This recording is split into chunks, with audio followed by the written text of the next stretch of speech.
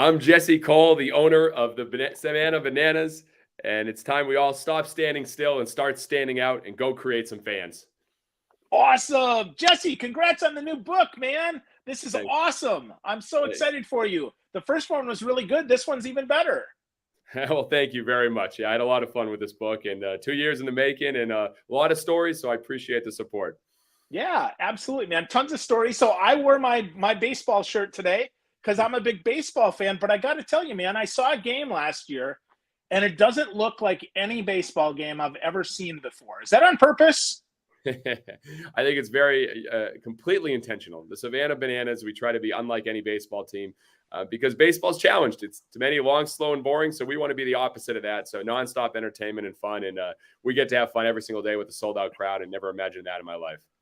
Yeah, that's crazy, man. Like there's a waiting list to get tickets, which is crazy. I mean, I see the Oakland A's. I don't think they draw as many fans as you guys do in Savannah, man. Well, major league teams do a lot of things right, and they're the top baseball talent in the world. We're just these guys who put on a circus. And yes, our wait list just hit 50,000 for tickets, which is just unbelievable. 50,000 for a wait list. Yep. Wow. And is that season tickets or for one ticket or what? No, that's just to get tickets to come to a game. Holy crap. Yeah. My gosh, that's incredible. So, wow. So we can talk about the present and the future in a bit, man, but I got to take us all back, right, to when you came up with this idea. Because as I'm reading the book, I'm like, this is really unlikely. There's no way this is going to work. And I know that it did. I mean, I got to attend a game last year. So take us back to when you bought the team. Like, what the heck were you thinking, man, buying a baseball team? Well, thanks. It started 10 years of, experimenting as a general manager of a baseball team, first with a team in North Carolina. And then my wife and I said, let's take the next big step. And we went to Savannah, Georgia, and went over $1 million in debt buying a baseball team and putting money in. And, we were scared when we first came in. And I think a lot of times, Phil, when people go into businesses, they get into something and sometimes they don't take chances because, they want to fit in. They want to try to make sure that they're doing the right thing. They're overthinking instead of overdoing. And so we just literally try to market like everyone else, do social media like everyone else, sell like everyone else. I wasn't wearing the yellow tux. And we only sold a handful of tickets. And literally by January of 2016, we had overdrafted our account. We were about to miss payroll. And my wife and I had to sell our house, empty out our savings account. We're sleeping on an airbed. And that was just 6.5 years ago. And we had to dramatically do things differently if we wanted to have dramatic results. Wow. So everything is different from the website to the parking lot. So let's talk about that experience from the parking lot in, because that's so fascinating. I didn't get to see that, but I've watched videos because we were running late. We got stuck in traffic and ended up an hour and a half late to the game, but we did catch the game. The game was great, but talk to me about the parade and what the heck is behind that thought?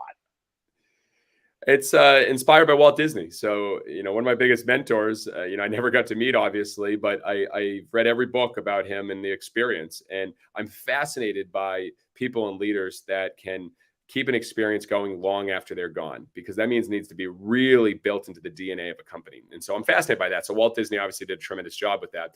And so the mindset for him was Disneyland is a living, breathing thing. It'll never be complete. We will always plus the show and plus the experience. And I don't know if you got to the end of the book, but there's a bonus plus in there. But what I really try to do is look at every single part of the experience and go onto our North Star of what's fans first and what is making baseball fun and how to plus it. So the march that you mentioned, most people just come into a ballpark, probably for you because you came in late. The game was already shown. We're already using all of our other stages, not our front stage. You run in, you go into the ballpark, and you find your seat, you get your food, etc. That's boring. That's not fans first.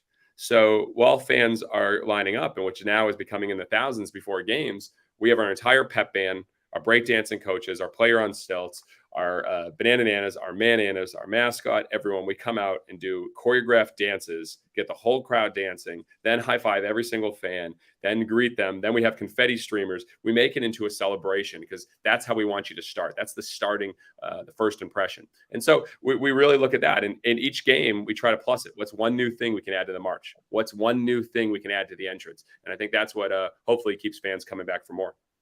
Yeah, I think so. I mean, I'd love to catch another game for sure, man. It was so much fun. I've people on Facebook like, oh, I want to go to a game, but I can't get tickets. So I just tell them to keep trying. So that's And so and interesting. Phil, you had to see a regular game too because you I didn't did. get to see handball, right? You had to see a regular 9-inning game. That's So, right. that was another area of plussing because baseball is still too long, too slow, too boring. So we developed banana ball, a 2-hour timed game, where batters can't step out of the batter's box and batters can steal first and the fans catch a foul ball for an out. So that's what we've been playing the last 2 months. And 98% of our fans stay till the end of the game. And it doesn't happen anywhere else because fans don't want to miss anything. And so that's another area of plussing and just looking at a friction point and trying to do the exact opposite. Yeah, well, that was one of the interesting ideas that you had in your book. Like I said, I really enjoyed it. The friction, to try to get friction free, right? Remove as much friction as you can. So talk about that, Jesse, and where that idea came from, and maybe some recent friction that you've removed. Oh, geez. Every day we're finding friction. I think you need to be a friction fighter, as I talk about in the book. So, again, going back to Walt Disney, he had an apartment above Disneyland and he used to go and be undercover, just like we've seen the show Undercover Boss, but he would go undercover as a guest and he would go, walk with the guests. He would eat with the guests. He'd get on rides. And he said this, he said, whenever I go on a ride, I'm always asking what's wrong with this thing and how can it be improved?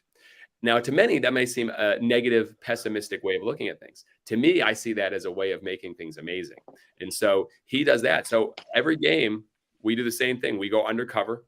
We park with the fans. We walk in with the fans. We sit with the fans. We eat with the fans. And most importantly, we listen to the fans. And not just listening with our eyes. We listen to try to see how do they react? How do they do things? What are they saying?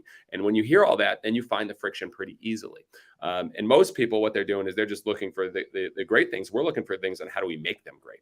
And so, yeah, I mean, there's friction nonstop. I mean, there was friction in walks in baseball. That's why we turned it into a sprint in the banana ball. And so the rule is a walk is literally you just walk to first. It's the most boring play in sports. And we turn it into a sprint where the hitter takes off full speed, can go to as many bases as he wants, while the position team has to throw the ball to every single guy in the field before it's live. And then that became a friction point because it was automatic double, automatic triple. So then our coach, Eric Burns, worked on a way to get everyone to come in together and do this weave and make it almost magical that they could get a guy out at second because it became too boring because the same thing was happening. So that was a friction. So you keep attacking friction until you create something that's truly special. Wow. So Eric Burns, is that former pro ball player? Oakland A's all-time greats. Yeah, he's our head coach for our pro team. Wow. That's amazing, man. So is it the fans first mentality that attracts someone like an Eric Burns, someone that, loves traditional baseball, obviously, but now is playing banana ball? I mean, how does that work, man? Well, yeah, you think about it. So Bill Lee pitched for us. Johnny Gomes played for us. Jake Peavy pitched with his Gold Glove for us this tour. So yeah, I think people realize what's going on with the game, and we're so fortunate as from sleeping on the airbed 6 years ago. I mean, we have 2.5 million TikTok followers, which is almost 2 million more than any Major League Baseball team. So when you think about that, we have a young audience that is looking for something fast, and we are now in that TikTok world. We can get entertainment at our fingertips, left and right. Yet baseball games have gotten longer for 7 straight years, and the average baseball game is over 3 hours and 12 minutes long. Yet you tell me how many movies are over 3 hours long. It doesn't happen that way. And so the way is the world is getting faster, but baseball is getting slower. So guys like Burnsy and Jake Peavy and Johnny Bench, who joined us this summer or this tour. I mean, all these guys who joined us, they're like, ooh, this is something we haven't seen before. This could be the way of the future. And I take it as a compliment. I don't think Major League Baseball is ever going to have fans catch a foul ball for an out. Like, that's just not going to happen. It would be amazing. There'd be a lot more gloves in the audience with fans, a lot more kids coming, but they won't do it. But we're not trying to compete with Major League Baseball. We compete against ourselves to try to create the best possible experience for fans and try to make baseball as fun as it can possibly be. And when you compete against yourself, you start attracting fans. And yes, we've attracted a lot of other big league names that people will be hearing in the next year as well. Wow. That's incredible, man. And what I love is that it is non-traditional. And again, I know Bob Costas, but I'm certainly a bit of a baseball purist. Like, I love the hit and run. I love the double switch. You love the bunt? Yeah, the bunt, right? All that stuff. If you bunt in banana ball, you're thrown out of the game. There's no bunting. So wow. I'm sorry. I really upset you, but we literally throw you out of the game. But that's a whole nother thing. So we're not great for purists. I'm glad that we're actually talking, because purists mostly, they don't like us. Yeah, and I was just gonna say, right? Like, I do love that. That being said, you do it's different. I would absolutely say, I mean, the title of your book is right on, man. It is fans first, because if I bring my mom to the game, who is not a purist, who doesn't know the 4-6-3 double play, she's still like, holy crap, man, that's really fun. and she gets to eat as much as she wants. So what's that, man? How do you make any money if you're gonna feed a guy like me, 6 hamburgers and three pops? So you're referring to in Savannah. So every single game in Savannah is all inclusive. All your burgers, hot dogs, chicken sandwiches, soda, water, popcorn, dessert. And I asked this, Phil, you came to game.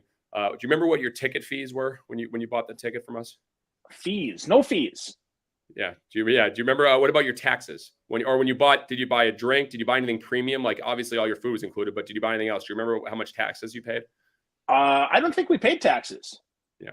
So that's the fans first mentality. It's absolutely crazy. It's absolutely crazy. We will pay hundreds of thousands of dollars in fans taxes this year. There's not one sports team crazy enough in the country or the world to do that. If you buy a ticket, you buy food, you buy merchandise. If a $30 shirt, it's $33.75 with taxes, whatever it is. Or if you're buying it online, then you pay your $7 shipping, then that, etc. A $25 shirt for us is a $25 shirt. And we package it in a yellow custom box or yellow custom envelope with a free koozie and a free decal with yellow tissue paper, and we send it with a letter. It doesn't make any sense. But it does when you know your pure goal, your only goal is not how do you create more revenue, it's how do you create more fans. And if you focus on long-term fans over short-term profits, the profits will eventually catch up. The money will take care of itself because you're creating fans, and that's more powerful than anything else in business. Yeah, absolutely, man. That's so, it's counterintuitive, but when you say it out loud, right? If I get fans, they're going to tell everybody about it. They're going to do that. So let's go this, Bill. I want to dive in this for a second. Yeah. So how much money do you think we spend on marketing? Like all the marketing, social media, TV, radio, digital, like what do you like, or what percentage, or if you want to just guess? I don't know what. So let's see, percentage, probably what, 20%, 30%? Yeah. We spend $0 on marketing. So 0%. We spend zero. So we don't spend any outside advertising at all. And so you want to talk about the power of fans, we invest everything in the experience. So when we go on tour, the Harlem Globetrotters example, who we get compared to, which is really kind, but they travel with 30 people. We travel with 120. We bring the pep band, the male cheerleading team, the breakdancing coaches, all of the characters, guys on stilts, tricksters, magicians, the dancing umpires. We invest so much in the experience to wow every single person that comes into the ballpark that they're blown away that when they leave the ballpark, they say the 3 words, which I mentioned earlier in the book, you wouldn't believe. And that's the most powerful form of marketing. You say word of mouth. I believe you wouldn't believe is even more powerful than that. Someone comes, you feel, you wouldn't believe I went to the Bananas game and what they did during the game. You wouldn't believe my daughter was handed a rose from one of the players. You wouldn't believe my 6-year-old son, when he asked one of the players for the autograph, they got down to a knee and say, only if I can have yours. And my 6-year-old son signed a player's jersey on the Bananas. You wouldn't believe. And when you create those moments, you don't need to spend any dollars on marketing. So you invest in all those extra expenses, like paying people's taxes, like making sure there's no fees, making sure every ticket's all inclusive in Savannah, because that creates fans, which gives your team purpose, gives everyone that we're doing this a purpose and pride in what we do. And it makes it worth it to keep working hard to create those experiences. So, okay. So if we could, let's talk a little bit about dollars, Jesse. I mean, you're not sleeping on an airbed anymore. This is profitable now. Yes. We're very fortunate. I mean, we're doing hundreds and some days even thousands of merchandise orders every single day. We don't do less than 100 orders plus a day. So merchandise alone has become a multi-million dollar business. And I don't like talking about dollars. I'm like Walt Disney. Money doesn't excite me. Ideas excite me. That's what Walt Disney said. I'm the same thing. I like talking about ideas more than anything. But yeah, the money takes care of itself. Now, do we have the best margins in the world? You better believe no. But, fortunately, we've sold out every single game. The wait list is huge and the merchandise is more than we could ever imagine. And I think about that, whether you're a baseball team or whether you're doing anything, do you have a brand that people want to wear? So people want to wear our because they want to start. Oh, do you know the Bananas? I know the Bananas. Oh, this is what they do. I saw them this. It's like Grateful Dead. Grateful Dead did more merchandise than anybody. Grateful Dead had a similar model. I've learned a lot from them. And so you think about that. Yeti is a cooler brand, yet people wear their hats. So if people like your brand, are you willing to wear merchandise? So they are doing all of our marketing, all of our fans every single day, but they're actually paying to do the marketing for us because they believe in who we are because we are fans first through and through. That's incredible, man. That's really cool. So real quick, speaking of fans, we got a couple that are on here. Sue Gresham says she went to Kansas City from Milwaukee to just see the show. And she says she's a fan of both of us, Jesse. I don't know how I get included with you, but that's an honor. Thank you, Sue. And Chad Lawson says that he missed the trip because they were buying and selling a house at the same time. So they're insane. So sorry, Chad and Ruth, that you missed. And then Danny Jacobson says that he's a huge fan. He's going to watch the replay later. That's awesome. So even here, Jesse, you've got fans, man. You've got folks that love you. So talk to me about like the volume of fan mail that you've got to get. And you say in the book that you read this stuff, man. Like this got way more than you do, bro. Oh man, that's kind of you to say, but no, it's not that crazy. I'm very humbled that I receive, letters and packages, and I got yellow slippers yesterday and gear and yellow banana cufflinks, and people send some very nice things to me, which means a lot. But yeah, I think the reality is I started this in 2016, and as crazy as it sounds, this fan idea and the yellow tuxedo and all the wild things we do, which we haven't even really talked too much about, but the reality is one of the best ways to create fans is a simple thank you. And in 2016, I started the thank you experiment, writing a thank you letter every single day. And it changed my life. I sent it to coaches, teachers, entrepreneurs, authors, just people in my life, family members. And it's weird, but I say it might be the most selfish thing I do because of the way I feel when I start my morning by writing a thank you letter, knowing someone's going to get that and hopefully make an impact on their day. So I am definitely humbled and flattered by when people send me letters and packages, but I get as much joy when I'm able to send that to someone else. Wow. That's cool, man. So let's talk about some of the cool stuff you all do, right? Let's talk about a typical game. You start with a baby dedication. What the heck, man? Yeah, so that was one of the originals. So that's one a tradition that stayed true in Savannah. So yeah, we used to, we still open every game with a banana baby, where we lift the baby up into the air in a banana costume, and everyone sings "Na Savannah, na here." It's the symbolism of tradition here in Banana Land. But yeah, now there's 50 promotions that happen before the game starts. So, we have a weigh-in between the teams. We have a parade that goes through the crowd, like a Mardi Gras parade, throwing beads now. We have our princess sing. We have the Manana tryout. We have a Banana Nana performance. We have the home run hitter. We have our first banana, not a first pitch. We have the entire line after the national anthem do a kick line to Thunderstruck, kind of like the Dallas Cowboy cheerleaders. So there's a series of things because, again, friction. You look at any pre-event of a sporting event, and usually everyone's just eating their food, they're playing music, and then finally they say, all right, here's our first pitch, here's our starting lineup, and then the game starts. And we said, no, that's a moment that you have an opportunity to entertain people. If people are sitting and just eating and bored, I don't want one fan to feel bored for a minute. And that's the biggest challenge I still have with the game that you came to in a lot of games. A 9-inning game is still too boring and too long, and that's why we're attacking it with this banana ball game. So yeah, I mean, breakdancing coach, 3rd and 4th inning. Players do a different choreographed dance every single night. We have a 2nd inning stretch instead of a 7th inning stretch, where sometimes we bring out a Richard Simmons impersonator and get the whole crowd stretching and dancing in a weird way. We do this in the 7th inning. We actually have the entire crowd sing "Yellow" by Coldplay. They put their flashlights up in the air now and look at the stars, look how they shine for you. And it was all, and the whole stadium goes "Yellow." And "Hey Baby," a tradition. The whole stadium, 4,000 people plus dancing to "Hey Baby." So it's all part of just creating a fun environment and making it nonstop entertainment. Wow. So, Jesse, has there ever been an idea or suggestion that's been too outlandish, even for the Bananas? Yes. People come to me about streakers every single day. They want streakers. I'm like, guys, we are still family friendly. We will not have intentional streakers at the stadium. And so, that we get on the edge. We have Dolce and Banana underwear, which I throw in the crowd. We have, senior citizen crazy. Some people say lap dances. I don't call them lap dances, but there's a lot of things that happen that are very on the edge at our ballpark. We get there, but hopefully we won't cross over. But yeah, I think the group, and they always wanted me to do wild things, but we'll do most of them. I mean, I want to have a ball monkey at one point where a monkey delivers baseballs to the umpire and is a part of our show. I want to have our players skydive to their positions as a starting lineup. There's a lot of things, which there's probably lots of liabilities, but we'll find a way around that. That's cool, man. So yellow's your jam. So how many different yellow items do you think you have in your collection? Because I saw you have 3 or 4 tuxedos in your closet, or you probably have more now, huh? I'm up to 7 yellow tuxedos at this point, and yeah, actually here, and you probably heard some of the noise. I'm literally underneath the stadium right now in the bowels of the ballpark. This is our promo closet. So, the amount of yellow, I mean, even we all have our costumes over here. We've got all of our costumes and banana babies and sun costumes, and just, and then there's yellow, toilets for musical toilets. I mean, we got a lot going on in here. So I'm showing there's a lot of yellow in my life. So does your wife love yellow too, or is it just you? Oh no, she's probably completely sick of it at this point. Luckily, I mean, I proposed to her proposed to her in this yellow tuxedo, and she said yes, and we're still married, and we have 3 kids. So we're doing the best we can. But she really prefers. She goes, Jesse, can you please not wear the yellow tux today? So the days that I don't wear it is a good day for her.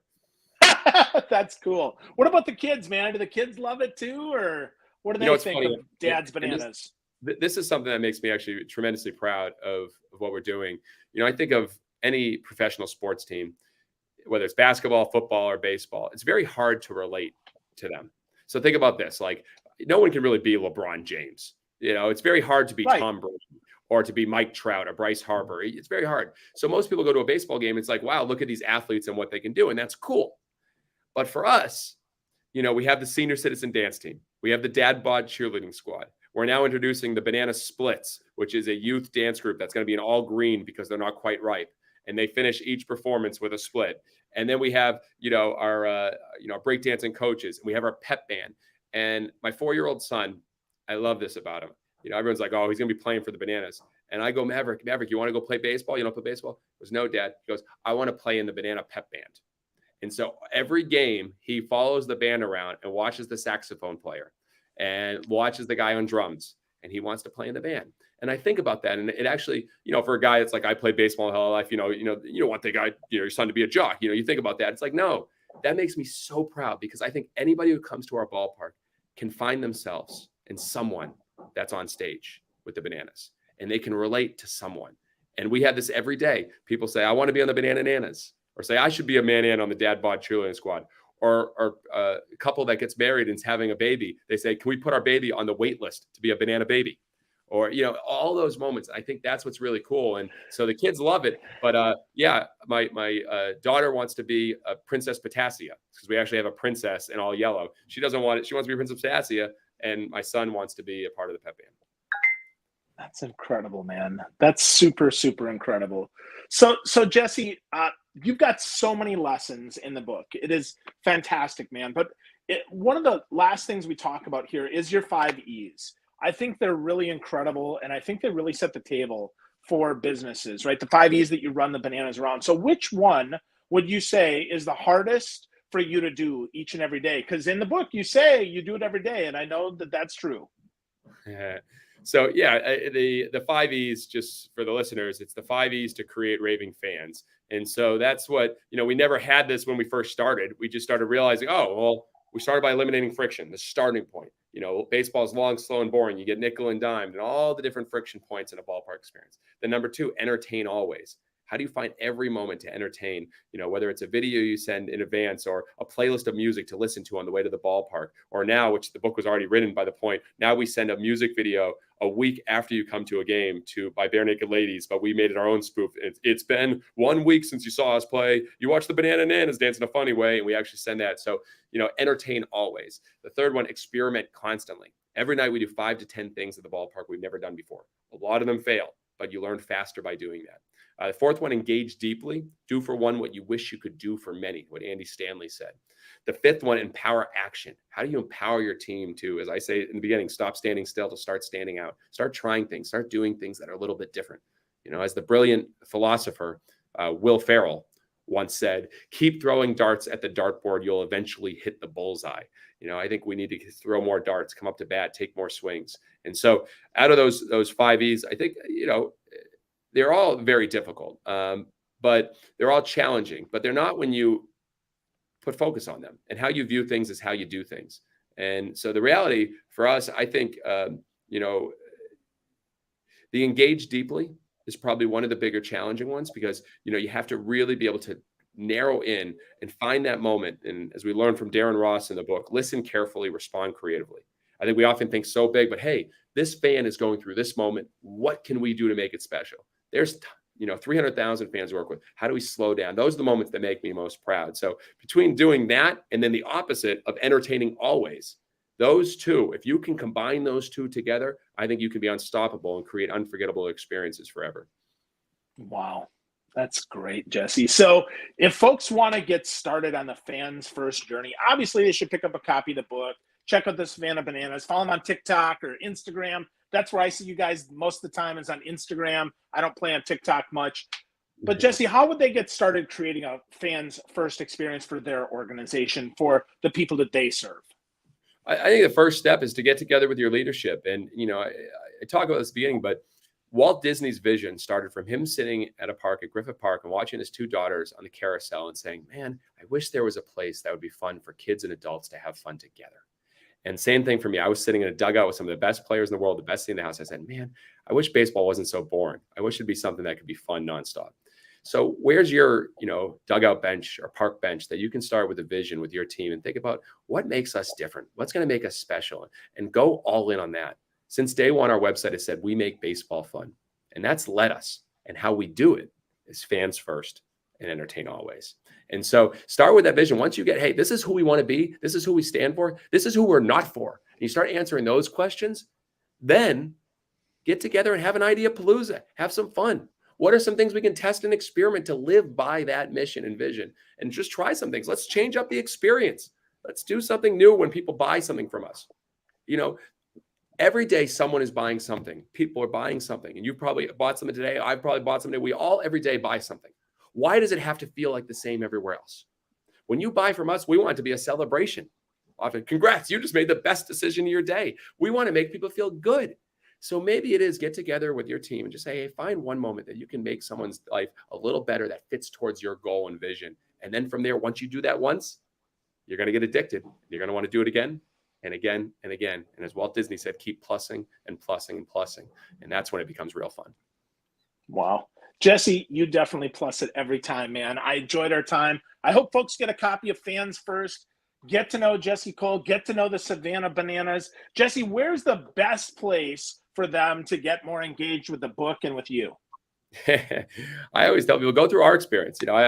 Amazon's great, and I know that's the easiest, but go through us. We won't charge you shipping. We're going to send stuff. So yeah, go to our website, and if you want the book or if you want to just see how we do things, we love to engage, and we're learning. We've learned that it's unscalable now a lot what we're doing because the numbers have got a lot more interactions than there used to be now with over 3 million followers. But we're doing our best to try to connect with our fans as much as we can. So we'd love to hear from you. I'm easiest on LinkedIn. I spend most of my time there, and I appreciate you, man. Appreciate what you're putting out in the world. Absolutely. Thank you, Jesse. And folks, go get the book. Go get Fans First. Get to know the Savannah Bananas. Put your fans first and outserve and keep plussing. Thanks so much for watching.